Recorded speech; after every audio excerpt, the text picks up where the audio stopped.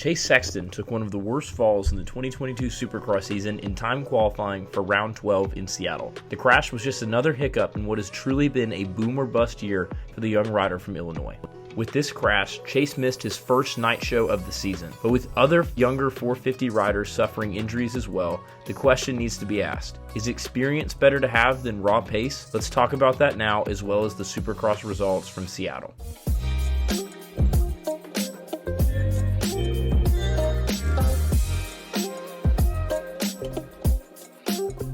Opposite of Chase Sexton's short night, Eli Tomac cruised to a dominating win over Jason Anderson and Marvin Musquin in the 450 main event. In fact, you look at the top 8 guys, Cooper Webb is the youngest of them all at age 26. For a sport that is supposed to be dominated by teenagers and guys in their early 20s, Seattle's leaderboard shows something different. Experience looks to be the key in this year's Supercross field. Just take a look at Tomac's heat race in Indianapolis. Malcolm Stewart and Justin Barcia are battling it out for the heat race win when they nearly collide coming out of the bull turn into the final rhythm section.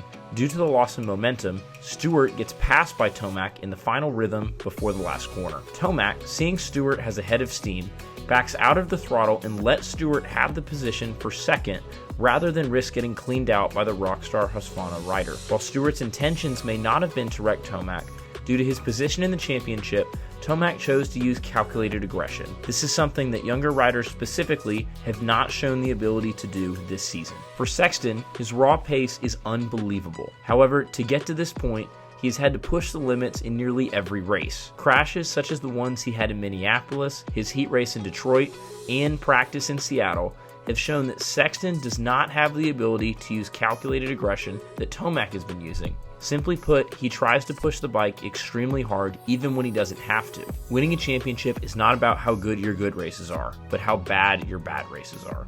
Tomac's worst finish this year? 6th at Anaheim 1 and 6th in Minneapolis. Sexton, on the other hand, 16th place finish in Minneapolis and a did not start in Seattle.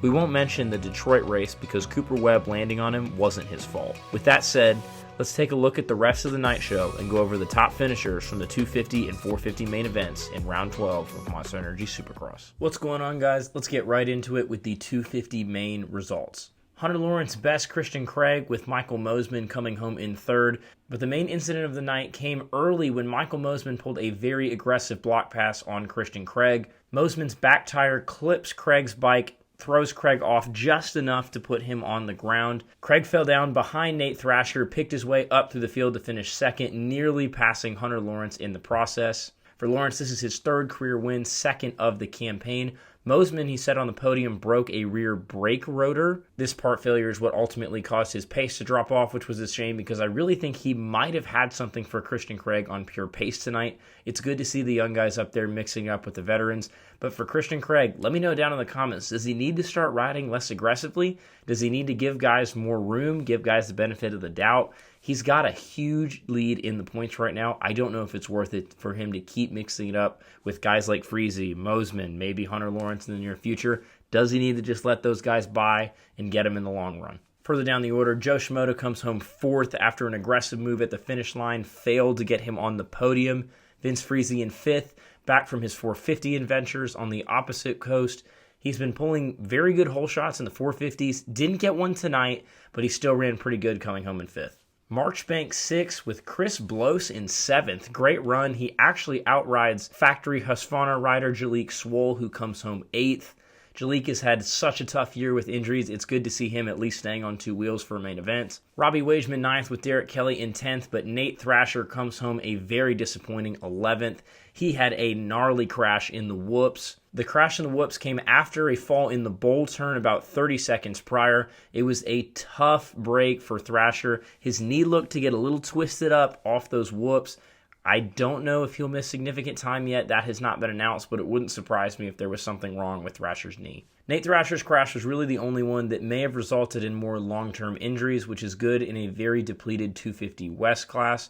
Also good to see Joe Shimoda. Remember, not all that long ago, he was flying through the air in Anaheim 3, getting carted off with a leg injury. Shimoda's rebound was excellent tonight, almost getting a podium. Maybe he'll have something for the top guys a little bit later in the season. Christian Craig on the podium was a little bit sour, but he extends his championship lead over Hunter Lawrence. With only 3 rounds to go, you got to think that Craig can ride away with this one, giving him his first Supercross championship in his career. But let's move on to the main attraction of the night, the 450 class in Seattle. Eli Tomac absolutely dominated the competition. This was his 5th straight win, and it spells trouble for the rest of the field. And we already talked earlier in the video about how Eli and his calculated aggression has been what's kind of been the catalyst of success for him this year. Tonight was less calculated aggression and just full-blown aggression. He was on it from the beginning. He was fast, just checked out from the field, smoked Jason Anderson and Marvin Musquin by double-digit seconds.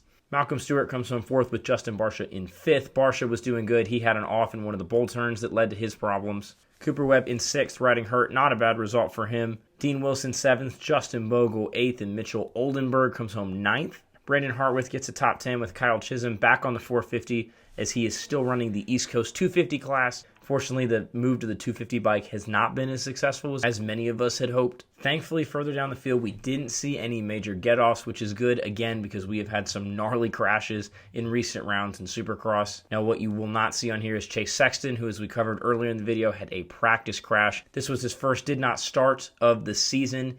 Kills him in the points, but he was already out of the championship anyway. Eli Tomac extends his championship lead with his 5th win, and he's pretty much unstoppable at this point. Unless he goes down, look for Tomac to grab his 2nd Monster Energy Supercross championship. Thank you guys so much. Sorry it's a little bit late, but hopefully we got to throw in a little bit more video. I think we're going to start to transition to more videos with voiceovers as opposed to just me speaking into a camera. But let me know down in the comments which video you guys prefer, the video or the one-on-one into the cameras. We're open to suggestions here at GDN. Anyway, guys, I've taken up too much of your time. Thank you guys so much. If you're new around here, remember to like and subscribe. It's really easy. It doesn't cost you anything, but it really helps me out. And if you guys enjoy this content, want to see more of it, it means the world to me. Thank you guys so much, and we will see y'all in the next one.